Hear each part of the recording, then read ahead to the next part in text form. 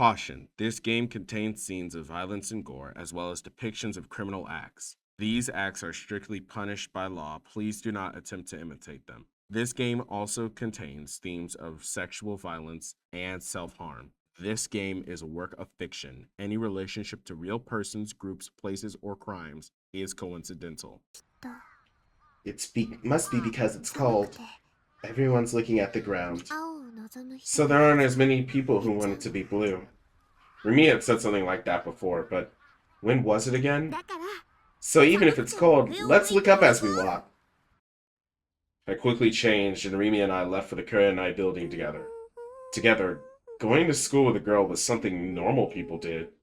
I was still scared of Shogun and Yua, and I hated them and wished they would die. I meant it too. It wasn't just something I was saying, but thanks to them, I was able to experience what a normal person's life was like. Maybe I could be a little grateful. Just a little. Or at least I try to make myself think that way. But when I did, Dr. Takashina's face came back to me, and any joy I felt slipped away. It might have been my fault he was killed. Dr. Takashina was connected to me, so Shogun had killed him, either as a warning or a way to provoke me. I was overcome with fear and worry. Little by little, I was starting to fall behind Remy. I took a quick glance at the back of her head. What kind of look was on her face? She was humming a song. It was a song from the Phantasm CD I'd sent her last night.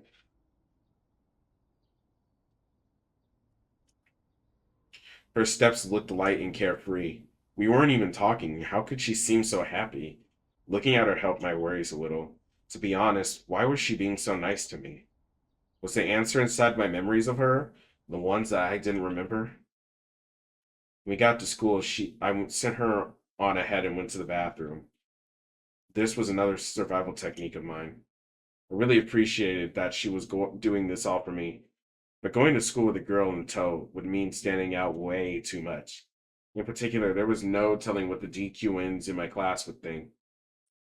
So to make it look like I'd come to school alone, I slipped into the bathroom and killed some time. This turned out to not work, however. I left the bathroom and tried my best to act natural and kept my head down as I walked on the side of the hallway toward my classroom. Before I got there, though, I could see Ayase walking toward me. Our eyes met, and her lips curved into a slight smile.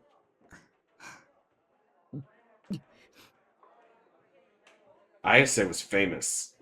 I didn't want to risk attention by talking to her, but she stood in front of me, blocking my path. I didn't have a choice. Takumi, how'd it go with the police? I put a hand over my mouth to stop myself from screaming. Why would you talk about something like that with all these people around? I quickly looked around. This was incredibly bad. Ayase was a local celebrity. It was rare enough for her to come to school, but not only that, she was the vocalist of the famous band Phantasm and was pretty to boot. Everybody, boys and girls, were interested in her. Normally, there'd be no way she would ever talk to a loser like me. The gazes of people around me were causing me physical pain. I wanted to run away. Find the sword. You have to find it. She always said the same thing whenever we met. There was a chance Ayase was on my side, but having her say the same damn thing every time was getting on my nerves. I wanted to find it too, I just didn't know how. I need a hint. How did you get it? One day, I just had it. That again? Was she just screwing with me? I didn't notice at first. But I changed the way I looked at things and I understood. Maybe you can already see it. You just don't. What the hell did that mean? Talking to Ayase was always exhausting. It was like some weird Zen con thing. I'm looking for the sword. I want to find it, you know? I sighed as I answered, and then the gazes of people around me grew too much to bear. I ran past Ayase and into the classroom. What I found there only made me feel worse. Misumi and some of the other boys were staring at me in shock. Crap, they'd seen me talking to Ayase. This was bad. I didn't know what they were going to say. If I was lucky, they might just make fun of me, but there was also the chance they might do something a lot worse. I looked around and headed to my seat, trying to make myself as small as possible. Please just let everyone leave me alone. Hey! My prayer went unheard. Taku, when did you were talking to Kishimoto just now, weren't you? And the most I could do was shut up. I couldn't look up. I've never seen someone actually talk to Kishimoto. How the hell did you put that off? Please don't talk so loudly that the rest of the class can hear. Please just leave me alone. I'm not going to try and date Ayase or anything. It's not like I'd have a chance anyway. So please just calm down. Come on, Taku, tell me. Daichin! Rimi interrupted. Calm down. You can see he's upset, right? Huh? Oh, sorry. Misumi dropped his voice low and patted me on the back. I sighed a little. Without looking up, Rimi had saved me again. So, really, how'd you do it? Misumi was, as always, a man who thought only with his little head. Jeez, Daichin, you're such a perv. Your girlfriend's probably going to stab you one of these days, right? Don't worry, I take good care of her in all kinds of ways. What does that mean? Hey, Taku, tell me, what's the deal with you and Kishimoto? Mizumi was rubbing my shoulders. He wouldn't let the subject drop. I looked up afraid. Half the boys in class were whispering to each other and glancing at me. This was bad. They were still looking at me. Don't look at me. Felt the prickling in the back of my neck. If the DQNs came after me, I was finished. My life would become a hell of bullying. What should I do? Run? Cut class? Go home? But I couldn't go home alone. The thought of running into Shogun or Yua was too much for me. Have Rimi come home with me? She'd said she was the caring and devoting type. She wasn't lying. I just need to get out of here as soon as possible. Suddenly, there was a loud noise at the entrance. Everyone turned to look at it. Is it the police? Oh, it's Orihara. It was the transfer student. She was rubbing her tear-stained eyes and bowing an apology to everyone she could see. As always, she was completely silent. The entire classroom fell into silence at this sudden development. What had just happened? Did you see that? I did. She slammed right into the door. Kozue's so cute. I'd never seen someone so klutzy outside of an anime.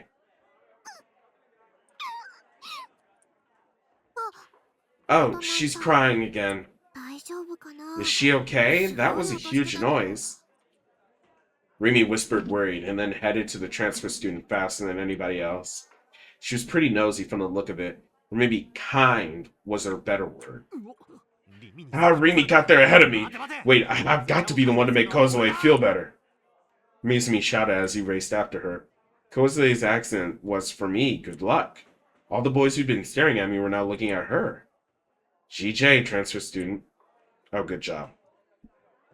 But I happened to hear what some of the girls near me were saying. Ew. What was that about? She did that deliberately, I bet. Just a few faint whispers from bitches.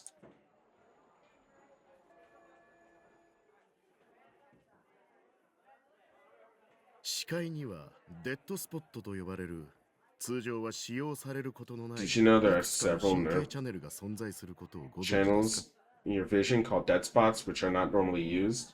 Does this have anything to do with the second generation? Does. Let's do a simple experiment. Look at this. I'm a busy man, you know. This is important. On the left side of this diagram, you'll see a dot. On the right, a ring. Now, cover your left eye with your hand. Stare at the dot using only your right eye. Well, can you see the ring in the corner of your eye as you look at the dot? No matter how much you stare at the dot, you're still going to see that ring, I think. Alright then, sir. Keep looking at the dot, but bring your face closer to the monitor. What happens to the ring? Oh my. Fascinating. The ring on the right disappeared, correct?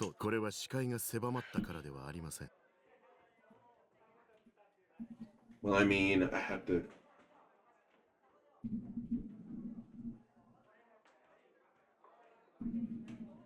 The ring doesn't disappear. I'm just fucking, I can't. Just stupid, I guess. Get even closer and you'll find the ring returns. Wait, what?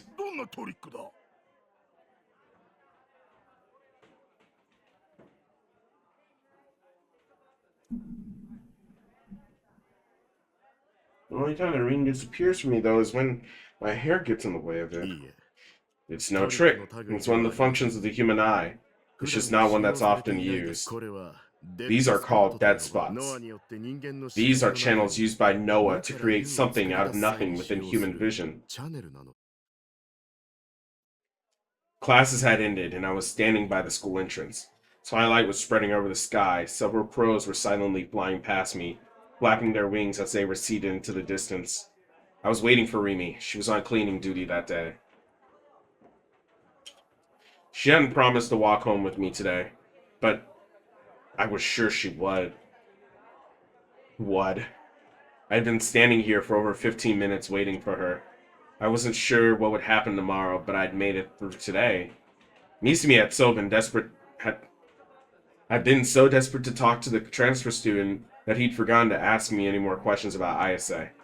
Thank you so much, Orihara. Okay, it's time for... Wait, then the last one I choose was red? So I'm choosing green. Whatever, I'm choosing green. Speak of the devil. No, the last one I chose was green. She'd just come walking by. She bowed at me, looking like she was about to cry. I bowed back awkwardly. And then I watched her walk slowly toward the school gate. I realized just how small she was. And she was a klutz, too. I wasn't sure about her personality, but it was probably very sweet. She ticked all the moe check boxes. But the other girls didn't like her, supposedly. I guess there's a difference between real and fake. Suddenly, my vision went black. I could feel pressure on my eyes. What was happening to me? Guess who? Could it be Nanami, the legendary Guess Who scene? But scholars said it only existed in games. In the real life, it was just an urban legend. I never thought I'd get to experience it myself. In this moment, I became one of life's winners. Of course, I knew the answer right away. I trained myself on identifying voice actors just by listening to their characters. But it was too embarrassing for me to say Rimi, right? No one should answer. No, how should I answer? What was the sound? Well, you still don't know? Someone was there. I sensed somebody who wasn't Rimi. With my vision closed off, my other senses were heightened. There was another person here. And then the sound of creaking metal. Was it? Whose eyes are those? A sense of terror raced through my body. I tried to knock away Rimi's hands, but she resisted. Hey, you have to say the answer. No cheating. That was weird. It didn't make sense. Why was she acting so innocent? Didn't she notice? Or was she just pretending to not notice? The fear of not knowing what was going on around me was unbearable. Rimi's slender hands were still over my eyes. I grabbed them and tried to pull them off. Taku! Rimi kept resisting. We ended up struggling against each other, and her body pressed into my back. I could feel it. Oh, I'm not saying that. But I didn't have it in me to enjoy them right now. Let me go! I escaped Rimi's grasp, leapt away, and turned around. Where? Where's Shogun? Rimi was standing in front of me, looking confused. I looked around. I tried to find the wheelchair. It wasn't there. He wasn't here. He's not here? How? I couldn't see him anywhere. He wasn't outside in the yard or at the entrance. I couldn't see any sign at all of an old man in a wheelchair. Taku, I'm sorry. Did I scare you? Rimi looked apologetic. It was hard to... Did you see him? See who? An old man in a wheelchair. Rimi looked confused. No. I didn't see him. Was he here with you a moment ago? No, that's not it. That's not it. I was starting to lose confidence. I was sure I heard it, but did I really? The creaking sound of the wheelchair. Shogun's mocking laugh, and then whose eyes are those? Did I hallucinate that? Was I that on edge? Yeah, that had to be it. Excuse me. Nothing more. Everything's okay. Rimi's smile looked forced to me. I'll go home with you. You don't need to be afraid. Okay? Her words made me feel better. I let her walk ahead of me as we headed for the school gate. My school, Suimei Academy, was in the luxury residential district of Shoto. All the houses in the area were expensive. It gave off the sense that the people who lived there were important. But even though it was just a few minutes away from the heart of Shibuya, there weren't many people out. It felt kind of lonely. Taku, you're pretty popular with girls, huh? She'd startled me so much I was gasping for air. What the hell was she talking about? Oh, you didn't realize? She smiled and pointed her finger at my nose. You weren't supposed to point at people, you know. You were talking with that pretty third-year student with the glasses the other day. Yua. Oh, that was... Yeah, I heard all about it yesterday. The girl who was mean to you, right? If you knew that, then why? And today you were talking to Fess. Oh, there's Orihara too. You were the first one she talked to on her first day here. And now you're going home with me. See, you know lots of girls. Ugh. This was something I'd been thinking about lately too. Things like that. A month ago, I would have never thought it was possible. Back then, I'd never even had a chance to talk to any girls except Nanami. I even lied to myself and everybody by saying I wasn't interested in them. How come I had so many more chances to talk to girls over the past month? It had all started when Shogun had entered that chat room. So a part of me wondered, was this whole past month just my delusion? Was I just having a long, long dream? Felt like the things I was experiencing right now might all just vanish tomorrow. Sometimes it seemed that way anyway. Or had the person inside me changed?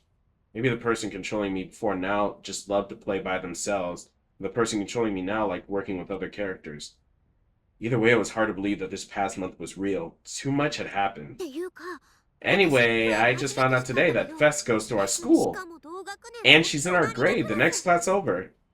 Rimi's voice took on an excited tone. She must really be a trend follower. It was only yesterday that I borrowed her CD, so I was super surprised. And she's really pretty too. Rimi came around to my front. Her tone dropped to a low, hesitant one as she spoke, still walking backwards. What were you talking about with her? This morning, with Fess, Kishimoto. I want you to tell me. Maybe I don't have the right to know, but when you were talking to her, you looked really upset. I was kind of worried. She'd even seen that too. Maybe it was safe to tell Rimi everything. There wasn't anybody else I could talk to about it, and I was just tired of thinking things on my own. I wanted somebody else's opinion. Not somebody like Ayase or Senna who'd just say weird, abstract things that didn't make any sense. Somebody who could clearly tell me what they thought. But, well, when I talked to her yesterday, she hadn't believed a word I said. I was talking to her about the sword. Sword? You mean the one you were talking about yesterday? I nodded. Ayase has one. What? A real one. Rimi gasped, or I thought she did. Her eyes went wide, and she seemed to stagger back a few steps. You liar! She sounded really doubtful. That thing is just a toy, right? I told you, mine is a toy, but hers is real. If you go to her concert, you can see it. I stopped mid-sentence. Could she see it? Ayase had told me only people with the right power could see the D-swords. If I go to her concert, can I see this real sword? Maybe I'll go sometime. I'd love to see a Phantasm concert. Oh, you want to come with me, Taku? I knew she was going to say that. You may not be able to see it. Supposedly only certain people can see it. Huh? I see. Like the Emperor's new clothes, huh? Only smart people can see it? Well, I'm an idiot, so maybe I won't be able to see it. Just kidding. I wasn't sure she could see it or not. I didn't know how her real D-sword worked anyways. I was just going off what Ayase had said. Does this sword really exist? I don't think I believe it. Are you sure that Kishimoto's sword isn't just a toy that looks really real? But it glowed. There are toys that glow, you know. Well, I couldn't deny that. You could add some lights and get a glowing effect. But the way Senna and Ayase's sword had felt so real, so powerful, I couldn't believe they were toys. They had an aura about them that a fake toy could never create. And more than that, Ayase had pulled the sword out of thin air. It wasn't super speed or hypnosis, or anything fake like that. What I'd seen was a glimpse of an incredible power. I think I have the power to project my delusions into reality. I was far from certain myself, but I decided to share with Rimi the possibility I'd been thinking about. And I think that's why Shogun's after me. There's no other reason for him to be coming after me, at least. There weren't many people out there as harmless as me. Most otaku are harmless. They're stuck in their own little worlds. Oh, oh, 2 days ago. Have you really asked that? You heard what I said could do that stuff? I shook my head. That's not it. I think I might be able to use that power without the device. Taku, you're joking, right? Oh, I get it. This is from some manga or anime, right? Rimi didn't believe me after all. Maybe I had at least some reason to think it was true. That bus accident when I was in elementary school. I explained that to her too. I might be a murderer. I was worried that telling Rimi might want to make her stay away from me. But I just couldn't keep it in anymore. I needed to share it with someone and get it off my chest. Rimi seemed lost in thought as she listened to me stammer out an explanation. When I was done, you're overthinking things. She just laughed it away. This is just a delusion you're having. Do you understand that? Was I really overthinking it? I hope so. But the weird feeling in the bottom of my heart just didn't go away. The office smelled like dust. It was on the second floor of an aging mixed race, mixed gender, free mixing Haram and Islam building. Light poured in from the huge window in the back that covered the whole wall, making the dust in the air look like powdered snow. The letters on the window that read Trustworthiness Investigation Company Brescia cast shadows on the desks beneath it. There were 20 desks in all, tightly crammed together. They were all piled high with folders and papers, in a way you might expect to see in a publishing office. Most of the desk occupants were out, with only five or six, 7 people there. But the reason wasn't at all because it was a Saturday. The schedule on the whiteboard next to the entrance, and it was packed with tight with writing. Yasuchiban had opened the agency's door right at the end of the lunch break. He walked in without knocking, but none of the people there had said a word. He gave him a friendly hey there as he headed straight for the desk furthest in the back, where a heavy-set woman was staring at her laptop. Hey, Momo, how are you doing?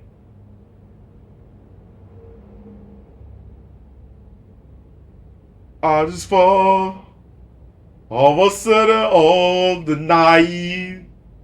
You took my breath from me. Hey,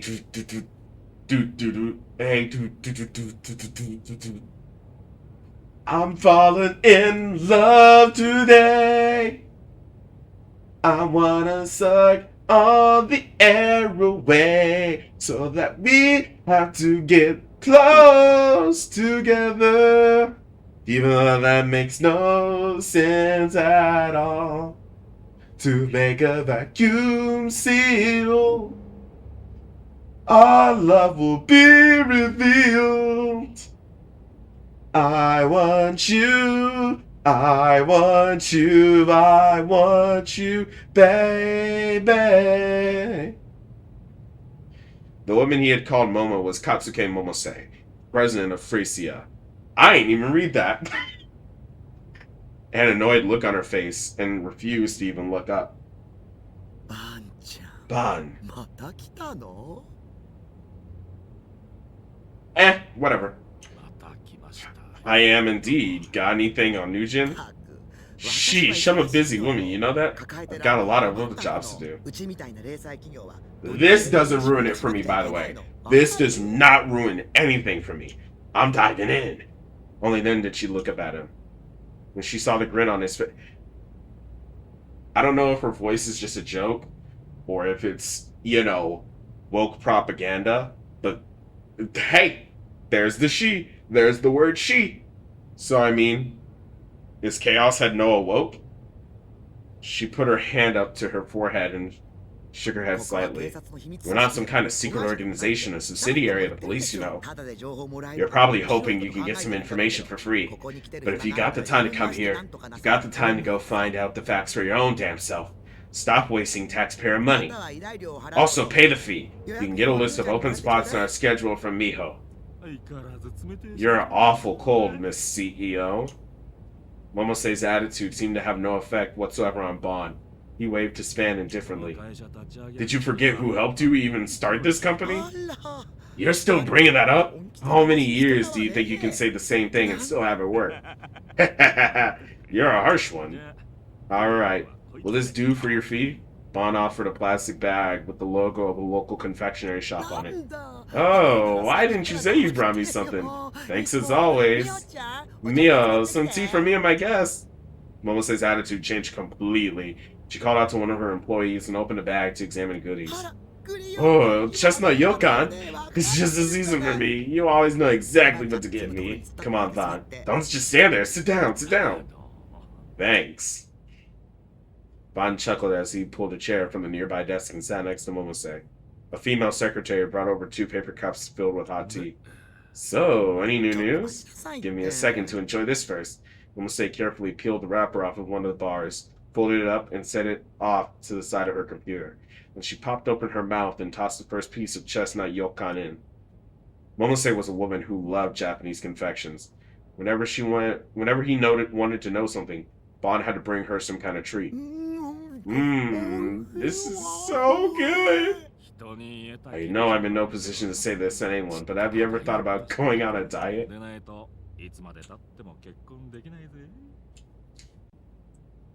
If you don't lose some pounds, you're never gonna get married? Bon, you can't say that. You really aren't in a position to say that to anybody. That ship sailed years ago. Momose shrugged and took a sip of her tea, then returned to Bon. There was another Nugent murder, right? Should you be at work and not here? Don't worry, everybody but me is working hard. I'm going after this from a different angle, you see? Listen to you showing off, you sound ridiculous. Bon decided to avoid the tea until it cooled down. He couldn't handle anything, food or drink that was too hot. The weather had turned cold, but he was still waving the fan at his face. It was a habit of his. Are the police looking into the GE rate? Yeah, that GE rate thing. That was incredible. It was just like he said. I'd never give you bad information. This is how I make my living. So? Well, I'm looking into it on my own. On your own?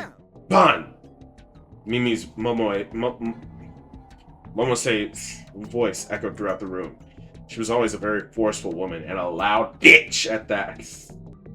The employees at Frisia were used to it, and none of them even raised an eyebrow at the noise. Not a day went by when Momose wasn't yelling at somebody. Bon had known her for years, too, and had been on the receiving end of her yelling dozens of times. Ironically, his reaction was to pick at his ears. Momose's tone quickly dropped. This wasn't something she wanted anyone to hear. But the smile on her face that had been there when she was eating the yokan a moment ago was now completely gone.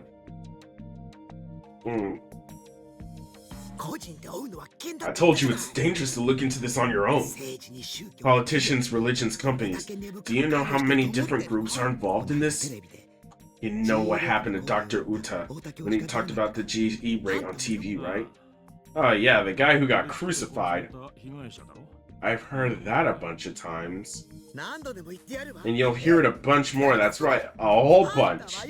You always ignore my warnings.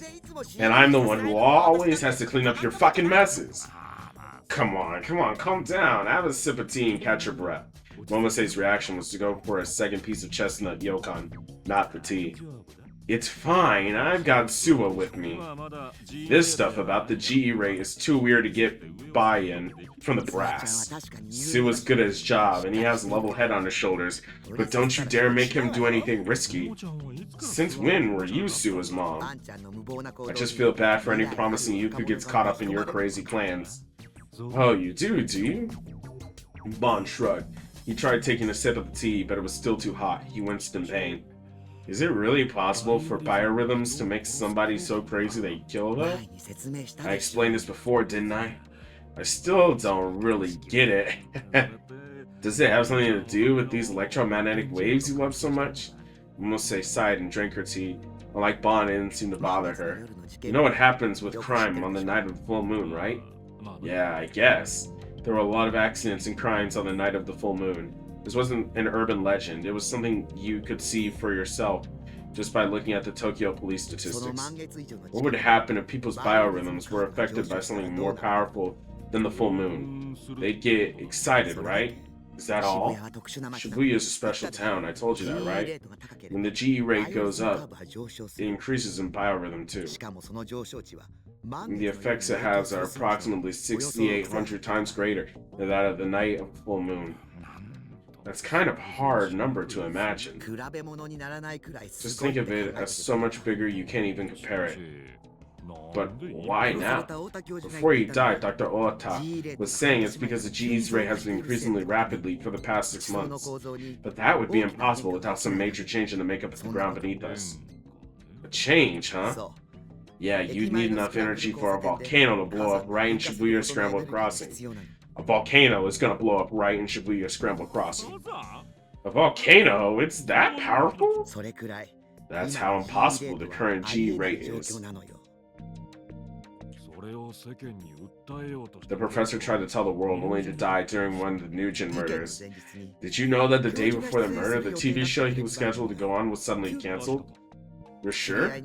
I know somebody who works at MHK, they told me. There aren't a lot of places that could put that kind of pressure on a public broadcast program. I don't really know the details myself. If I did, I would have told somebody by now. Bond leaned forward, seemingly interested. I can take a guess, but I want you to come out and say it plainly. You really want to hear this? You'll be stepping into some of the darkest corners of our society. Are you sure? Pretty sure. You might get fired over this, Bond. Threw a garbage can into space today.